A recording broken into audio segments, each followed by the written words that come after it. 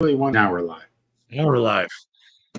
Yeah, that got me when I had to push all the buttons. I pushed go live, and all of a sudden there's no countdown. I'm like, countdown wasn't ready. Done at 30 more seconds. Yeah, the countdown is hidden in the brand section, and it's like towards the bottom. And it uses there's an out of the box 30-second loop. There it is. Ultimately, I'll have to create another one if I decide to keep StreamYard. It's super easy, but I really don't want to have to repersonalize everything again. Yeah. Cool. So we are back at it. I was not around for last week's. I was enjoying the last quote unquote days of solitude, even though it wasn't that quiet. I guess that was bad luck because Rich was able to get it working on his machine and get the pods working, which was the latest check-in. So what we're going to try to do today is kind of clean them up a bit to make sure like they're following naming standards and we're using good names, because a lot of times we just, let's try this. So now we're going to kind of clean up the solution. And if there's time, Rich will commit it, and then we'll switch back to my machine, and I will see if I can get it to work on my machine. Then if that all works fine, without any of our typical 3 minutes to go cliffhangers, Thursday or sometime during the next stream, we'll start publishing it to the cloud. That being said, I'll turn it over to Mr. Dudley. Sounds fantastic. And I'm looking for my meme. I want to see if we can award you the "It Works on My Machine." Here it is. I have that handy. It's actually part of one of my presentations on dev containers. There we go. I have a meme saying it works on my machine. And then actually I have a machine with Samuel Jackson saying, if you say one more blank time, it works on my machine. Well, here we go. Oh, I forgot I'm not sharing. Let me, I think that's screen one down there. All right, there we go. Allow. Whoop, no, that's not what we're looking for. Why the heck did it start a slideshow? I don't want a slideshow. These are all my work memes. There we go, Joe. We'll see if we can award you that. There we go. Handsome Man created. Oh, do you? Okay. Yeah, he's got that very nice banner and everything. So, all right, cool. So, like you said, time to clean up a little bit. We sort of threw together a couple things, stuck with what worked. Let's close some files here while we're cleaning up. I can't believe that stupid environment variable cost us half an hour. If we were doing it straight through, it would have cost us a couple hours, but it cost us a week because we're doing this, twice a week or whatever. So we're going to take a look at the two pod files first here. And so we have one pod for the API and one pod for the UI. Now, pod, as you mentioned, not a very descriptive file name. Works, but I think we can do better, like you said. Also, it's kind of a thing to have multiple files. I mean, it seems to be the way that a lot of this works. But let's bring this up here. You can actually have multiple pod definitions in the same, or actually, I guess I should say multiple resource definitions in the same YAML file, which is cool. And the way you do that is 3 dashes down here. Now, I don't know if 4 would also work. Maybe we'll figure that out on the side. But it looks like we can just copy and paste them together, separate them by 3 dashes. Now, what you can't do natively with like kubectl is say, okay, here's the file. Oh, maybe you can't. Let's find out, huh? Let's find out. So, I got to do something. I screwed up my Kubernetes, I bet. So I think you can do more than 3. The 3 it's kind of like a YAML convention, because I know my Jekyll site does 3 to separate the metadata from the actual blog post content. Okay. All right. I got to figure out how to unconnect my kubectl from AWS. Oh, that's a thing. Unplug and plug it back. Yeah, that unfortunately is not going to work. Yeah, they've got it cleaning up down here. So yeah, to spoil the surprise, I was working on the AWS earlier today, and let me see. How do I undo this? I wonder if. Let me see here. It creates a hidden folder where all the other hidden folders are created down in your user account or your user stuff. So let me see here. I'll drag this window around so everybody else can see what I'm doing. So this ends up here. Yeah, and here is where I think that. Yeah, Holy it's chamoli. Yeah, okay, so there's the stuff. There's some mini cube. Okay, oh, you just have to change the context. Okay. Yeah, that's what we do.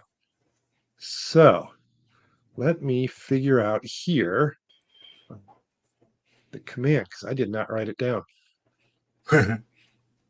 My family came home and it was like, here we go.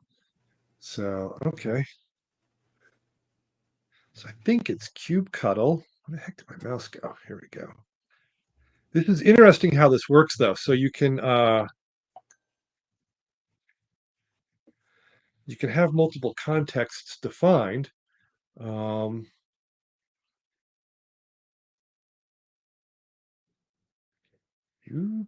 Context, okay.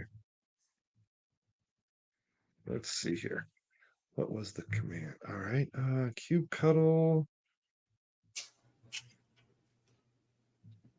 I'm gonna Google it. Google Bing it.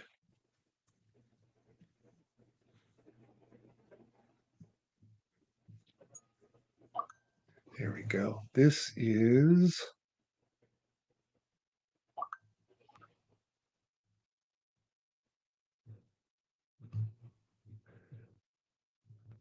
right.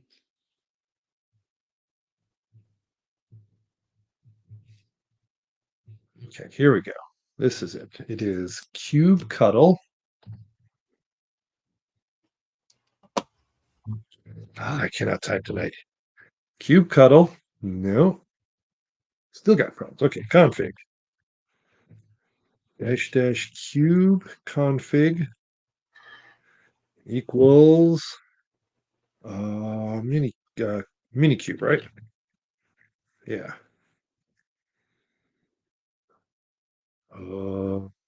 Why is it mad? Oh, okay. Got it set, it looks like. Yeah, okay. Fine. All right. Okay. Mini cube, right? I think that's right. Okay.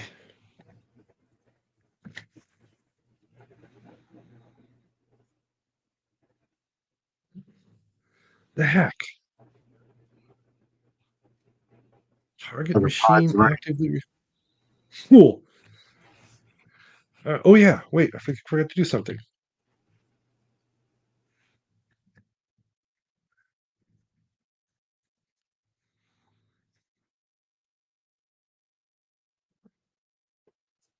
Also, did you ever, while that's running, did you ever figure out the port numbers and stuff so you don't keep changing them? No, I did not. I forgot all about that actually until you just mentioned it. Huh. I just noticed this. Look at the line, the first line after CubeStar, Minikube version 1.31.1 on Microsoft Windows 11 Pro version 10.0.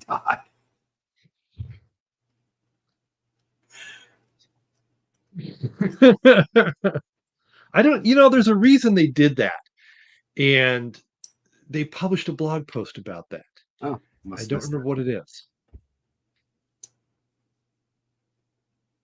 I don't remember what it is, but it was silly. And everybody's like, well, this is annoying. And they're like, but look at the product name, right? Like the thing you're concerned about is the Microsoft. Where the heck did my mouse go? There it is this part, right? They're like, oh, you just need to pay attention to this. And it's like, no, because this is like every time we go to apply a hot patch or whatever, it's like if you're on this build number, well, Yeah. those bells, you know.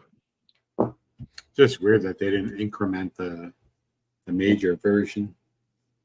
There was a reason for that, and I don't remember what it was. Although I think it was all the Microsoft servers showed up as some flavor of NT for a long time too. And I think it was a similar thing where it's sort of like the fundamentals base layer was that. All right, come on. Oh, I should have started this instead of eating tacos.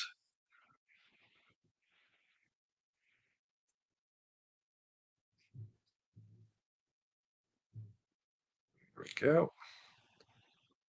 Restarting the Docker service may improve performance. Great. Okay. kubectl get service, right? Let's see what we've got here. Ah, good. Good, good, good. When you remember to start it, um, you can run locally. All right, cool.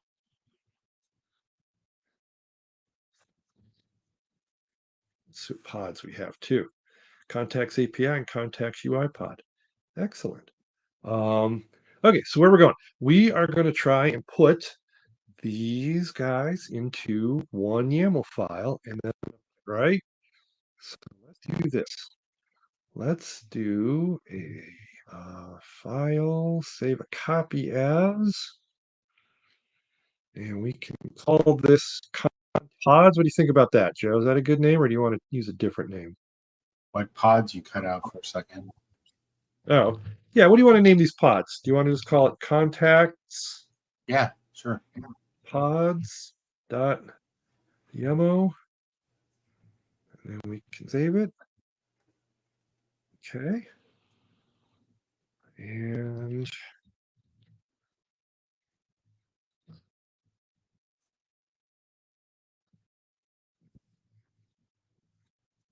get rid of extra spaces. How YAML is okay. There we go. Let's try this. We should be able to just do what? kubectl. Oh, hang on. We're in the right folder. What operating system am I on? No.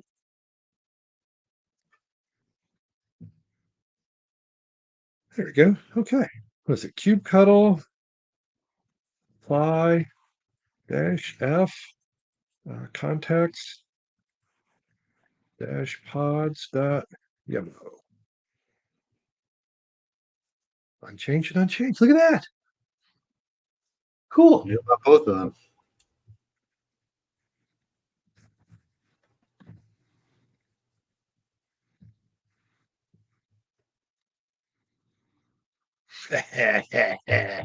Now let's try it.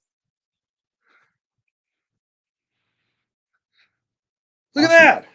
It works. We got Okay. first try. We should quit now. Wow. Yeah, call it a night, man. No more. We made it work. All right, cool. Let's see if we can do the same thing with services. I bet we can. So let's open the services here. All right. What is bugging me? Sharing the oh, okay.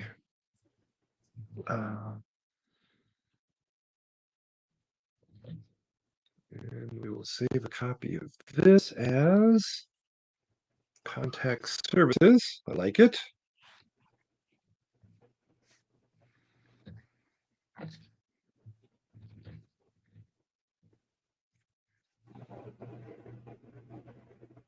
.yaml, okay. And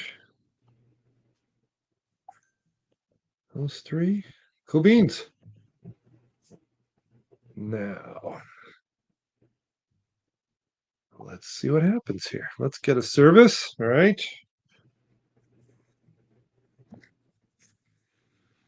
What did I do? Oh, There you go. I need the red squiggly line on my command line. I got to figure out how to do that. It seems like a little more intuition than you might want to give to a command line. So okay, cool. Well, let's do this. Let's delete service UI dash local.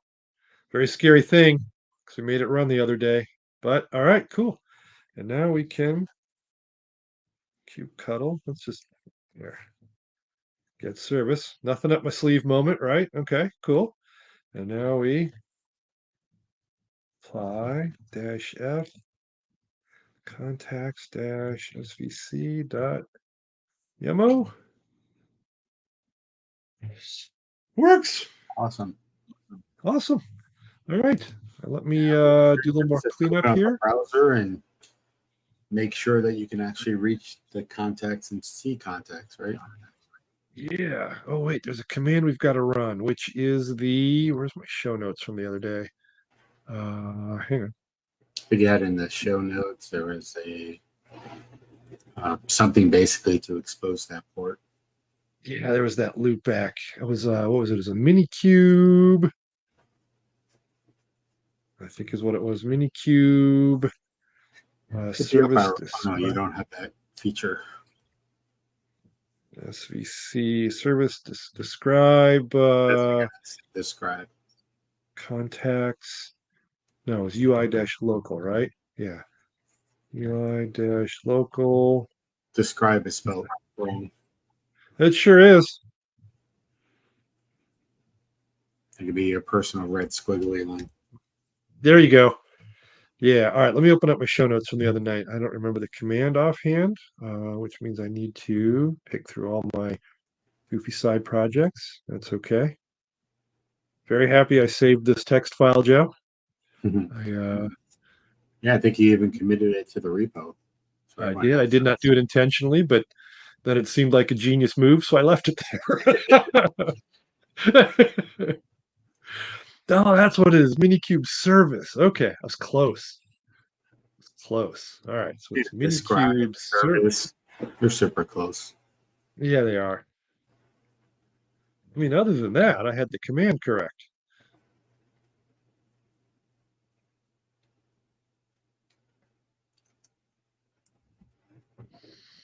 Let's see if I still have the it works on my machine badge. Okay, cool. Here we go. All right, let's drag it down here. Oh yeah. Where is it? Bring it I down. love that passive aggressive comment. Because you're using Docker for Windows driver, you need to keep terminal open. Yeah. All right, cool. So here's that. If we click this button, fingers crossed, do I still deserve the it works on my machine badge? I just, I want to get like 100 of those next conference I go to and just hand them out like candy. You know, just my gift to whomever. There you go. Cool. Look at that. Awesome. We're still running in Kubernetes, man. I feel like we've attacked, like accomplished something. All right. Drop that down. Cool. So let's go in here to the so we can take out this, and this, right? And we get rid of those. And now we can, let's open up in a terminal window here.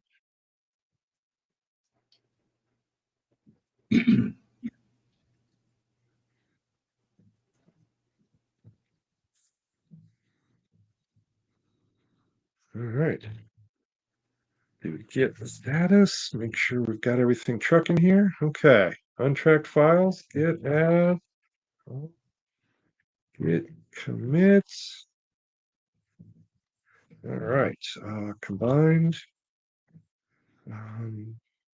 Combined, what do they call it? Combined YAMLs into one. Fine. You'll know what I'm talking about.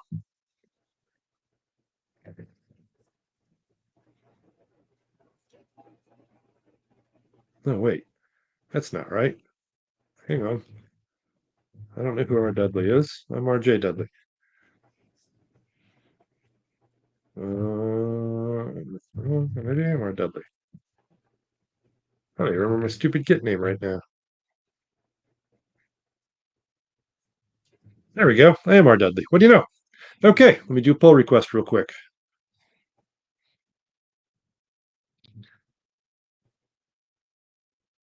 It's been long days when you oh, I aliased it wrong. That's why. I am RJ Dudley. Just aliased it wrong. Dummy.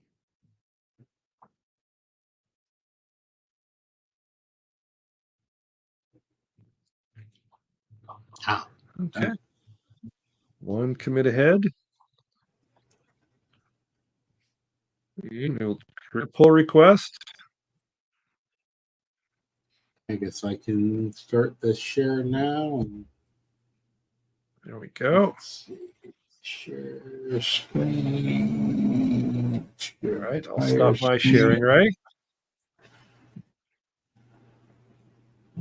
Okay. So let's go to get. And we're in K8.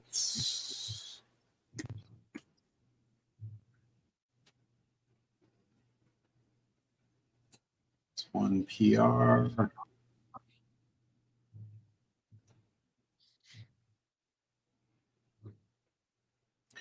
Should I reject it on air to make Rich feel bad or just accept it? Let's do merge. Do a lengthy code review and talk about my stylistic naming conventions. Okay, so that's merge. Come back to VS. Just so you know, I always use tabs, but my tab width is set to 1, so it looks like I'm using spaces, and that way I can bridge the best of both worlds there. Nice. I don't have a preference for either. So these are all the files that I added as a result when I was doing the testing. So we're going to do what we should do and just remove them all.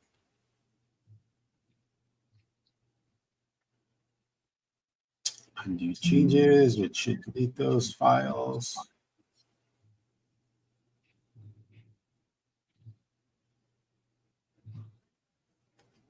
Actually, don't know if they were.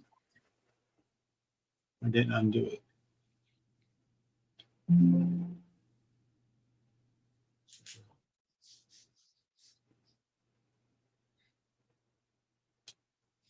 Huh.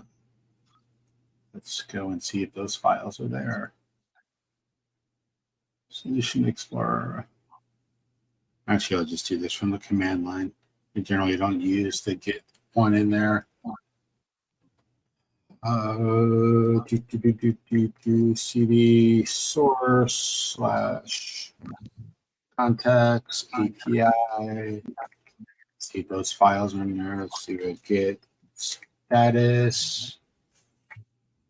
And I want to keep that first one. I don't want to keep those other ones. So let me just delete those. Keep you there. What did I change in here? Just when we were playing around with the ports. Maybe.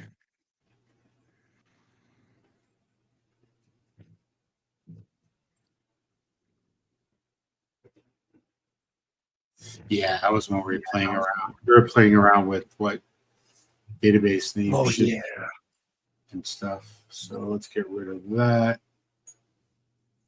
And undo that one.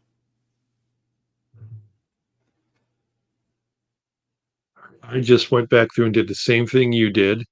I had to clean up the solution file also. So I'm going to push through the old famous follow-up pull request. Unless you didn't merge. If you merge that, if you haven't merged it, I won't do anything because it'll just come along. But I merged it when I did the PR. All right. One commit ahead, one commit behind. All right.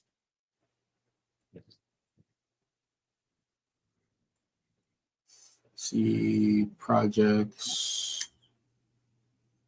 K8 source. So we want to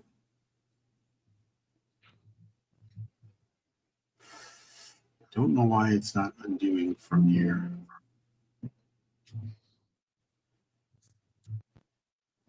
Why is it not undoing? Let's do a sync. Okay. I don't know.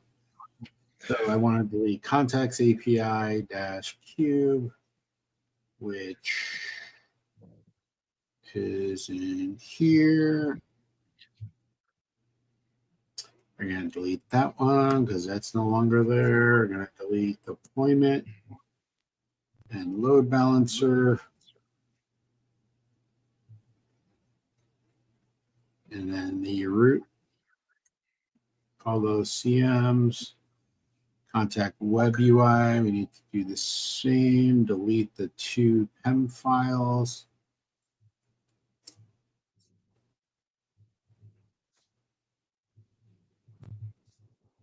Come on, delete.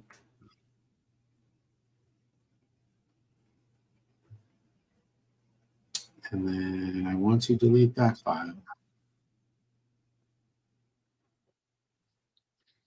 Well, now the delete options there. It wasn't there 10 minutes ago. Undo changes.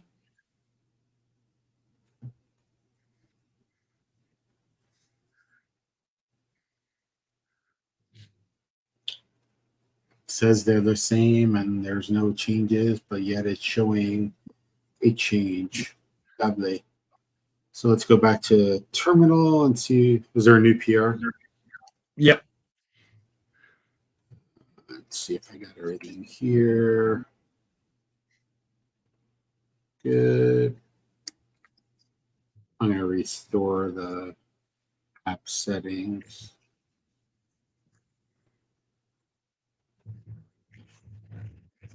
And I'll get to the PR.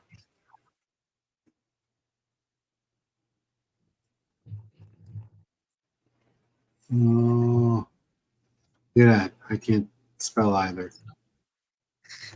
I've brought you down, Joe. Development. Okay, now I should have. Am I spelling things? Okay, let's go to the PR back here. That one.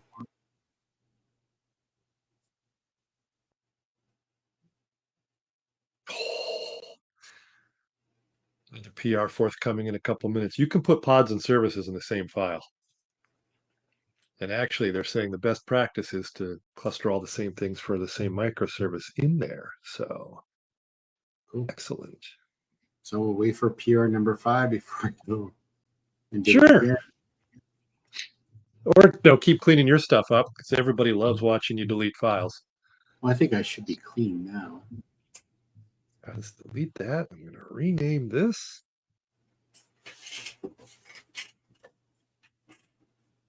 So I should be good to start running. Let me make sure Docker is up and running, which I believe it is.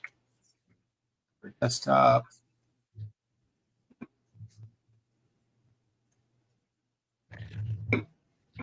Visual Studio behind the scenes, I can see is recreating those containers right here. So that's good. Yep. And a condescending one is still there, and I have no idea what that is. But I got this Docker Compose one, which we started. I think that's Visual Studio's version. So it's minimize you. And I think the first thing I need to do is minikube start. Enable to resolve current Docker CLI.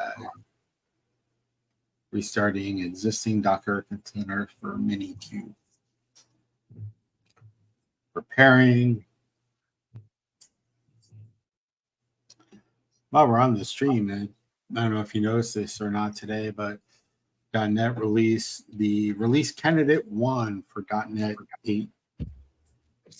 No, I didn't see that. I knew it was coming close, though. Yep, it's released today, and I think it's 2 months from today will be the official release of .NET at .NET Conf. Outstanding. There's a ton of cool new features in that.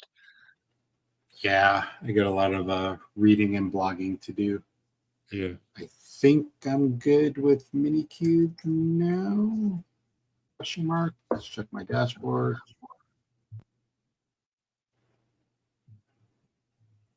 I still have one deployment from a while ago, so let's just delete that.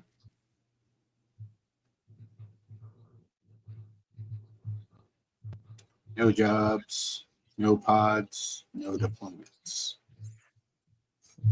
Let's go back to my command line. Do, do, do, do, do. Now I wanted to do a cube CTL.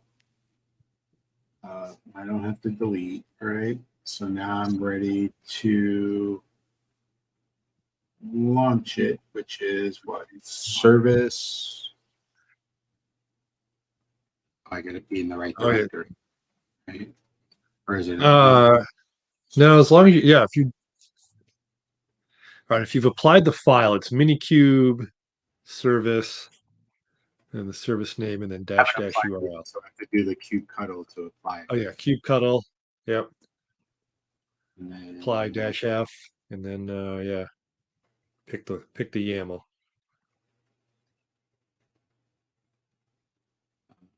I want to apply the pods, right?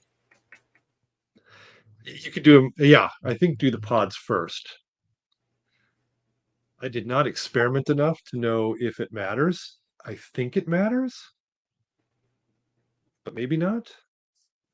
Well, there are two different no, because I think you need the pods first in order to reference the service, right? Let's just double check Yeah. that. What's in here?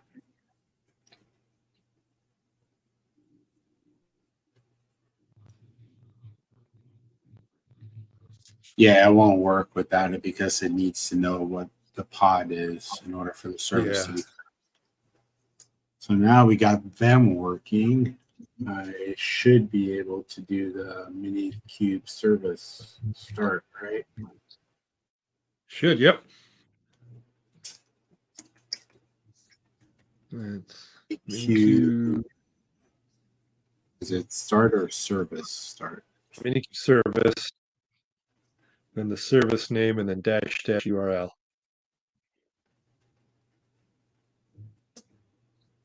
And then API, what it's called?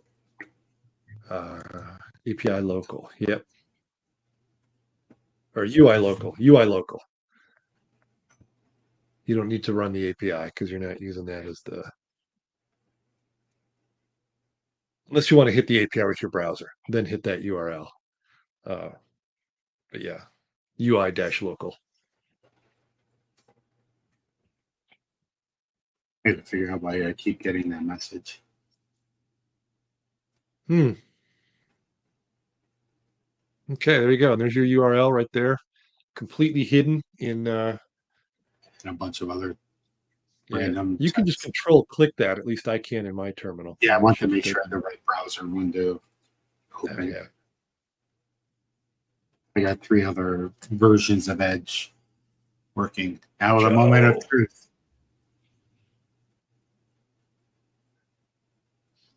Probably should have checked the dashboard more here. It's taking a while. Oh, got to view contacts. So yay, it worked. Ah, Man. It's been so much easier before. Joe officially earns the "It Works on My Machine" badge today. Yes. And I didn't have to do any work, just git pull. Awesome. So you were about to create yet another one. Were you merging these two together? Or Yep. Actually, if you got it on your machine, I can stop sharing and then you can go and share now. Okay. Oh, good thing I didn't close this stuff down, huh? All right. All right. Let's get here to where's my machine? Where's that? There it is. Share screen. Okay. Screen one.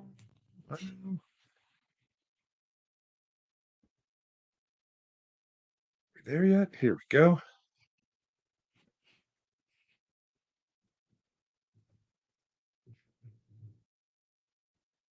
This works because I just tested this out when it looked like I wasn't paying attention to you.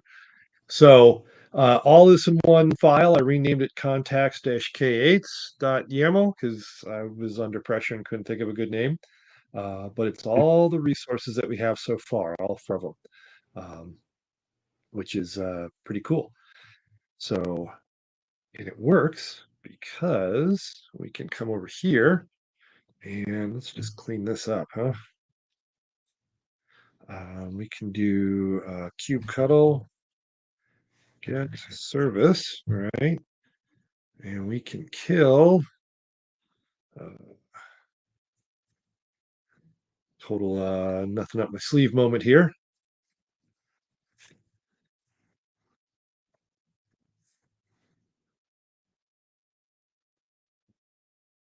Dig it, and just to make sure it's gone, so we can kubectl apply dash f.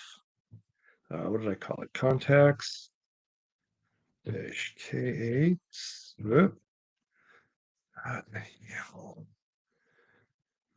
It should go through and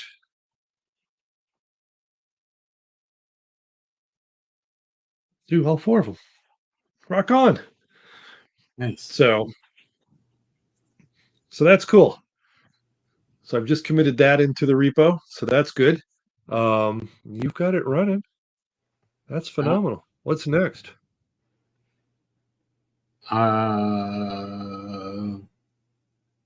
There's one of two things we can tackle, and I haven't done research on either one of them, so I don't know if we'd start them today. But there is the exposing of the health checks.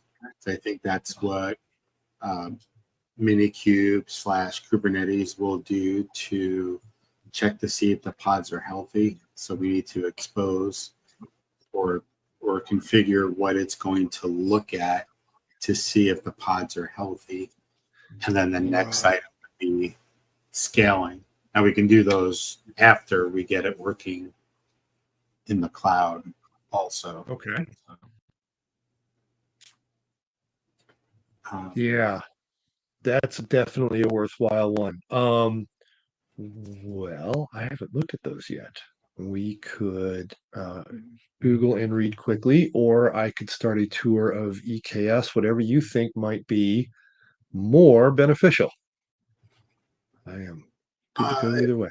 If we can do the tour in under 20 minutes to save time next the next time we do this. Sure. Let me kill a couple things here. Oh yeah. All right.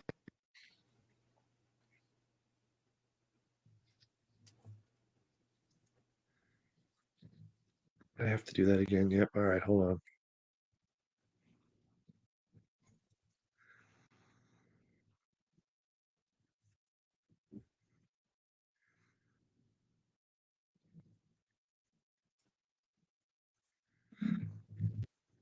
I'm sliding in a change here. Cool. All right. So as a former Azure guy for several years, and as a longtime AWS guy, I often get asked, "What's that?" Nothing. Trader. Hey, your paycheck came from the same place, and they made you do the same thing. So, I was talking with Joel Cochran the other day, and he was laughing about my stickers. Where is it? Yeah, this is how long ago my Azure stuff goes back. Windows Azure. Oh, I'm not on the screen. Yeah. Yeah. So Windows Azure. I still have a Windows Azure sticker. So I get asked though frequently, like, what do you think kind of some of the main differences between Azure and AWS are? I say, let's think of them in terms of Legos. Right. So Azure, a lot of it is very opinionated, and that's okay. And that's kind of like those Lego city sets. You know, when you go to build a police car, the hood is all one piece. It's like, okay, so you put on a hood and you've got, 60 other pieces and you've got a nice little police car going and off you go. So you buy a little police car kit, you've got your one piece hood, away you go. That's Azure.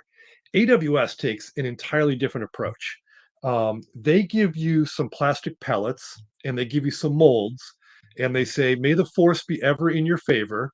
And there's 97 different directions on how to form your plastic pellets to get started building your little police car. Now, the upshot is AWS is infinitely rearrangeable and configurable, where Azure sometimes isn't. On the other hand, AWS is extremely overwhelming, and even for someone like me who's worked with AWS for many years, can still kind of look at stuff and go, "Oh man, I just don't want to deal with all of this overhead."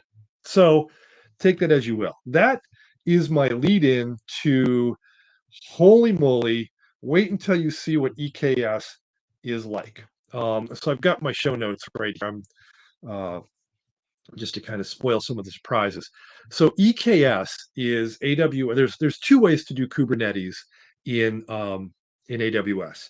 You can completely self-manage it, where you install everything on EC2 and you run it just as the same as if it's a local fleet of servers in your data center, or if it's something on your local machine. The other way is to use EKS, Elastic Kubernetes Service. This can be fully managed for you, or you can configure some sort of fully managed and self-managed options with EKS. Um, the whole control plane, though, is fully managed by AWS for the most part. You can deploy EKS in several different environments. You can go full cloud, a complete AWS cloud. It's fully managed for you.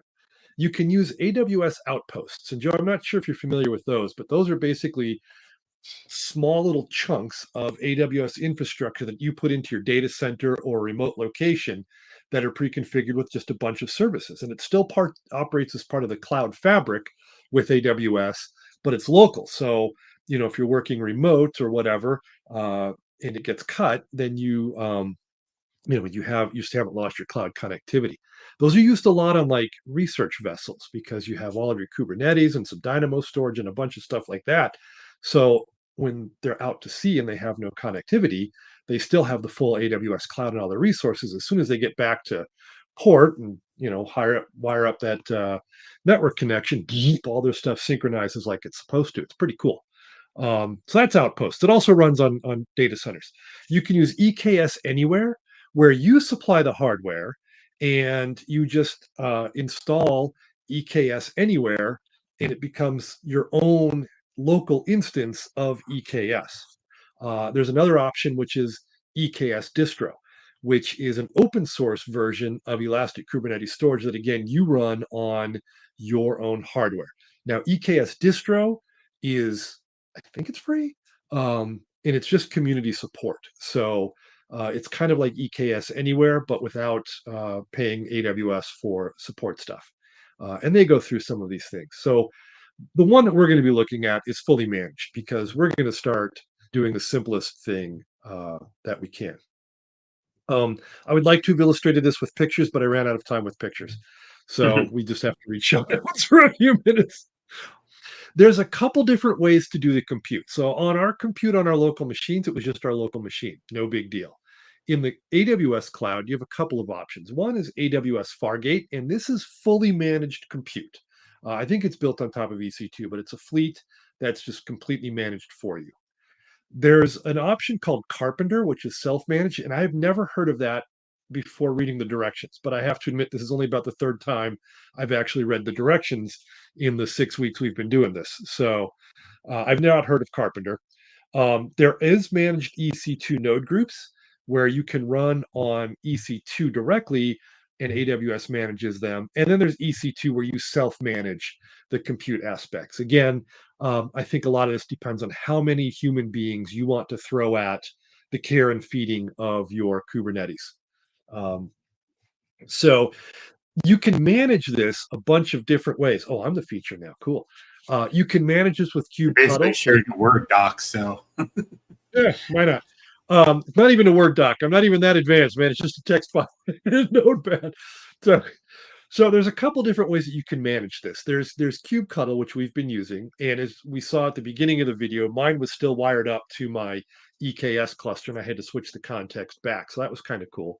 Uh, AWS has a tool that they sponsor. It's ostensibly open source, but it's really an AWS specific tool called EKS Xctl, I guess. I don't know.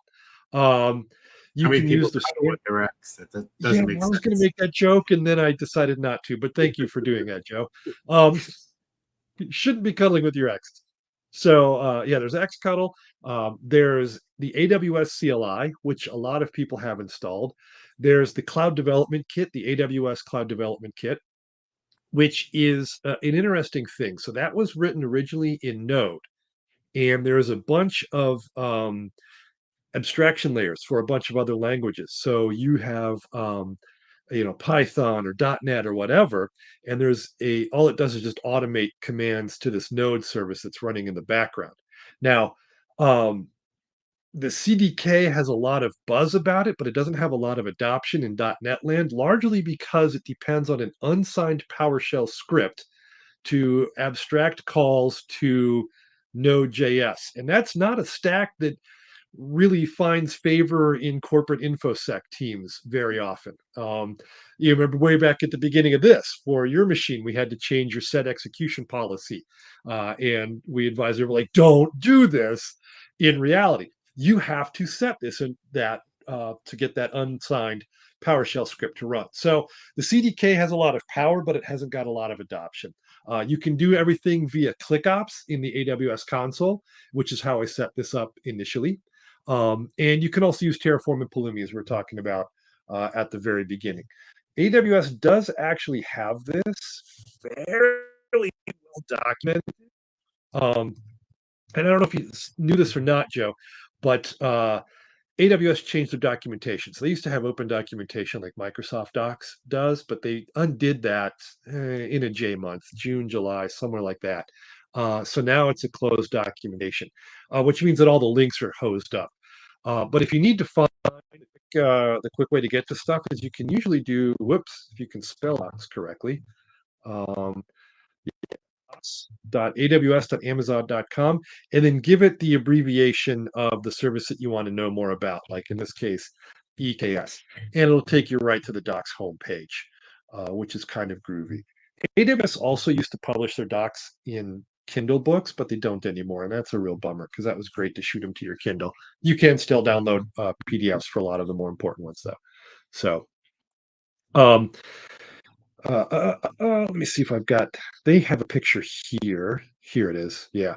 So a little bit about what I was talking about earlier is EKS is the control plane. You have two options for how you want to do your compute, Fargate or EC2, and you run your apps. It's pretty cool, and most of the stuff shows up in your AWS console.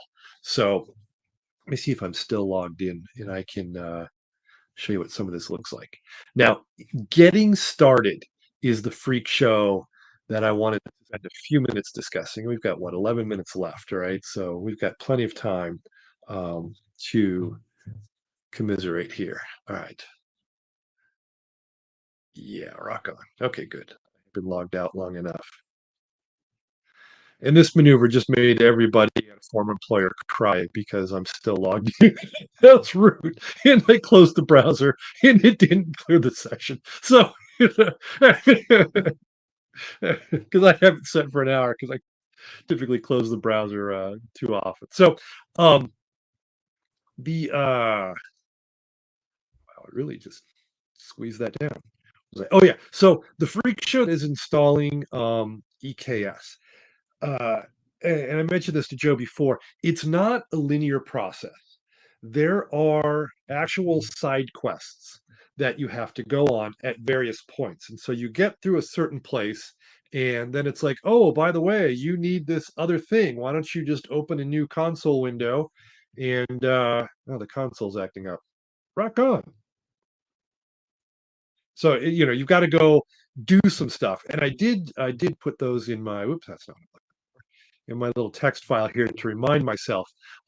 You do need an IAM role and you need a trust policy, you can just copy pasta both of those from the documentation to get those set up. You also need a private subnet to run your Kubernetes pods on. That makes perfect sense. Your services can go either in a public subnet or a private subnet, but your pods all are in a private subnet, which out of the box you don't have. You have to create that. The default for for a subnet is public still. So what you have to do is you have to, when you create it, you have to remove the routing rule from 0.0.0.0, which is Amazon's parlance for the whole internet streaming into your service. You just have to remove that rule. And I can, I don't know what's going on with the console. Maybe I wasn't still logged in. It's still whatever. So you just have to remove that, and then you have a private subnet. It's not like there's a little checkbox or a switch or anything like that. Also, the setup user matters. I created this logged in as my root account, but I have a service account that I like to use. It was a bit of command line work and some user context switching to get my secondary account access to the cluster. And it's not your usual IAM setup. You don't just normally go into IAM and then make stuff happen. You have to do it at the command line. So I don't know what's going on here, but let's see. Here we go. Come on.